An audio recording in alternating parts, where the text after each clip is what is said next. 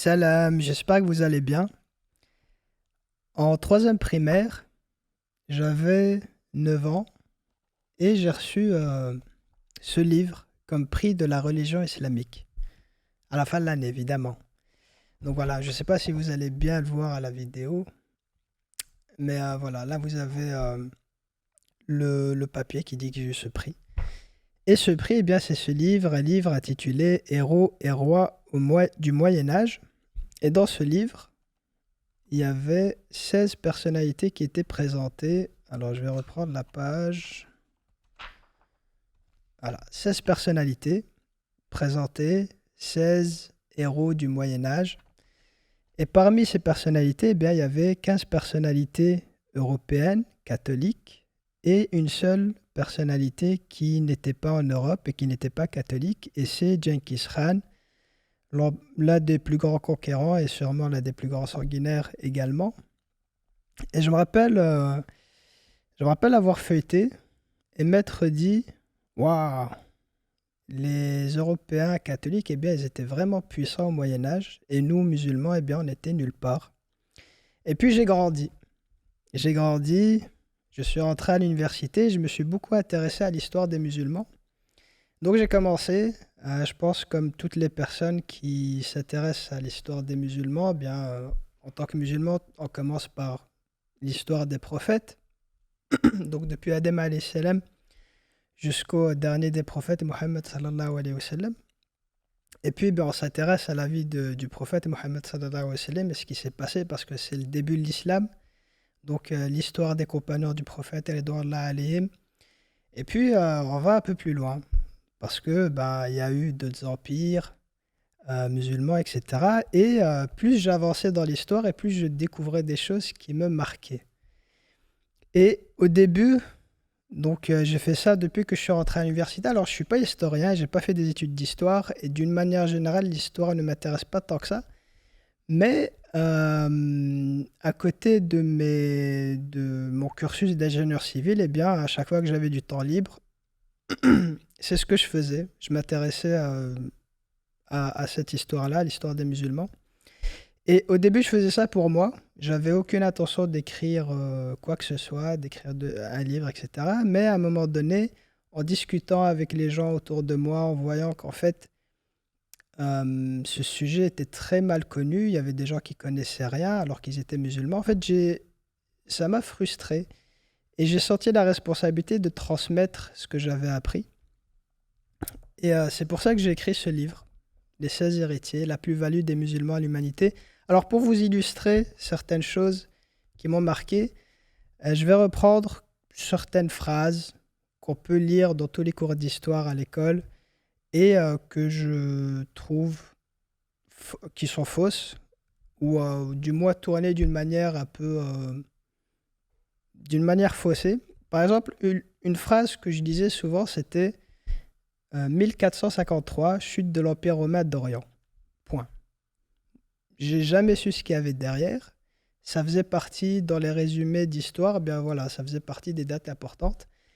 Et à chaque fois que je disais cette phrase, je me disais, ok, c'est vrai que l'Empire romain était un grand empire, et puis voilà, ok, 1453, il a chuté. Bon.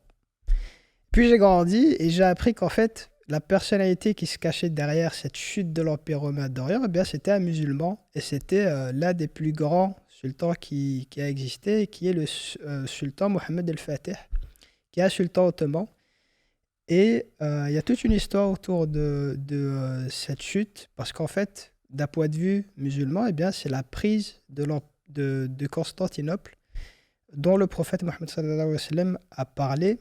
Et j'en parle dans le livre. Je vais d'ailleurs vous la lire. Donc, le prophète sallallahu alayhi wa sallam dit La tuftahanna al-Qustantiniya, fala ni'ma al-amiru amiruha, wa la ni'ma al-jaysh wa dhalika al-jaysh. Certes, Constantinople sera conquise par les musulmans. Quel excellent émir que son émir, et quelle excellente armée que cette armée-là. Et le prophète sallallahu alayhi wa sallam, 800 ans avant que ça n'arrive, eh bien, il parlait de Mohammed el-Fatih qui allait prendre Constantinople. Mais ça, évidemment, vous ne le lirez pas dans les cours d'histoire, on vous dira juste la chute de l'Empire romain d'Orient. Il y a une deuxième phrase que j'aime beaucoup et qui s'est avérée fausse aussi. On lit souvent dans le cours d'histoire 1492, la découverte de l'Amérique par Christophe Colomb. Alors oui, Christophe Colomb est parti en Amérique, mais on vous dit aussi, oui, mais ok, il est parti, c'est le premier qui a découvert l'Amérique, premier européen, parfois on peut lire. Mais c'est vrai que maintenant on sait que les Vikings sont partis avant, 600 ans avant lui, et sont arrivés en Terre-Neuve. Mais ce qu'on ne vous dit pas, c'est que des musulmans sont partis aussi. Par exemple, vous pourrez aller chercher sur Wikipédia ou sur d'autres sources, vous tapez Amiral andalou, Al-Khashkhash ibn Saïd ibn Aswad. C'est un amiral andalou, donc à l'époque où l'Espagne était musulmane, et il est parti en Amérique dans les années 890, donc 600 ans avant Christophe Colomb, à peu près la même période que les Vikings. Et il y a aussi une autre carte, une carte qui a été faite par Muhyiddin Piri Reis, qui est un amiral ottoman, qui a été datée en 1517 et qui montre toute l'Amérique du Sud à un moment où les Portugais et les Espagnols n'étaient pas encore arrivés, n'avaient pas encore découvert toute l'Amérique du Sud. Donc voilà, ça c'était, enfin voilà, pas mal d'infos comme ça qui m'ont marqué. Il y en a encore une troisième. De temps en temps dans vos cours d'histoire, et j'imagine que vous l'avez déjà entendu, on vous dit quel est le premier empereur romain à s'être converti au christianisme, et on vous parle de Constantin. Constantin qui est un grand empereur romain, Constantin le Grand, qui a vécu dans les années 300, et on vous dit que c'est le premier empereur romain à s'être converti au christianisme. Eh bien, même cette phrase est fausse, parce que la réalité, c'est qu'au moment où il a voulu se convertir, alors Constantin, c'est un empereur païen, et au moment où il a voulu se convertir à une religion, il s'est pas converti, il ne s'est pas converti au christianisme, il s'est converti à l'arianisme. C'est un courant qui est considéré comme une hérésie dans le christianisme, et en réalité, ce qui se cache derrière, eh bien, c'est des musulmans. Parce que l'arianisme a été, à un moment donné, un nom qu'on a donné aux musulmans de l'époque, des musulmans qui suivaient le réel message de Isa alayhi salam. Mais bon, voilà, tout ça mérite des épisodes tout seul, etc. C'est des informations que je ne mets pas dans le livre, que je n'ai pas mis dans ce premier livre, si ce n'est 1453. Donc voilà. En 2022-2023, j'ai voulu écrire un premier livre. Et en cherchant un titre pour mon livre, je me suis rappelé de ce livre aussi où il y avait 16 personnalités et où aucune des personnalités n'était musulmane. À savoir aussi que pendant le Moyen-Âge, il y a eu le prophète Mohammed sallallahu alayhi wa sallam, et tout le monde sait l'impact qu'il a eu sur le monde, et pourtant, il ne se retrouve même pas dans ce livre parmi ces 16 personnalités. Donc, comme titre, et pour répondre un peu à ce livre, le prix de religion islamique, alors je vous rappelle que ce n'est pas un prix d'histoire, ce n'est pas un prix de français, c'est un prix de religion islamique, et il n'y a aucun musulman. Donc en réponse à ce livre, j'ai voulu intituler mon livre Les 16 héritiers. Donc j'ai pris 16 personnalités. Pour chaque personnalité, je prends une valeur ou une action qui lui est propre et que je développe dans le cadre de l'islam. D'ailleurs, je vais vous en citer quelques-unes. Donc les 2 premiers chapitres, j'ai voulu les dédier à mes parents.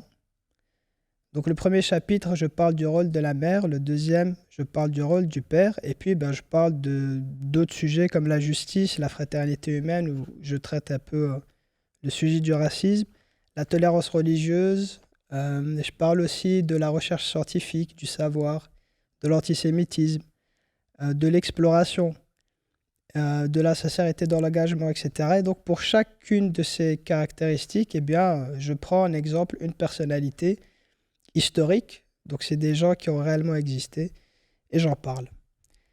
Alors, ce livre, je l'ai écrit évidemment pour des gens qui, comme moi, arrivent à un certain âge et veulent en savoir plus sur leur histoire, mais étant donné que je vis en Belgique, étant donné que j'ai toujours vécu dans un milieu où il y a des musulmans et des non-musulmans, j'ai fait très attention aussi à l'écrire pour un public qui n'est pas musulman, parce que voilà, j'ai grandi dans ce cadre-là, et Et alhamdoulilah, d'ailleurs, ça m'a beaucoup apporté. Donc, ce livre, j'essaie de l'adapter à un public non musulman également. Il est aussi évidemment adapté à un public jeune et musulman, et aussi à des parents qui aimeraient apprendre des choses à leurs enfants, etc. Euh, voilà, je pense que je peux m'arrêter là, si ce n'est de vous dire que ce livre, il est disponible sur Amazon. Je mettrai le lien en description de la vidéo. Et jusque là, ben, dans un prochain épisode, Inch'Allah, portez-vous bien. Salam.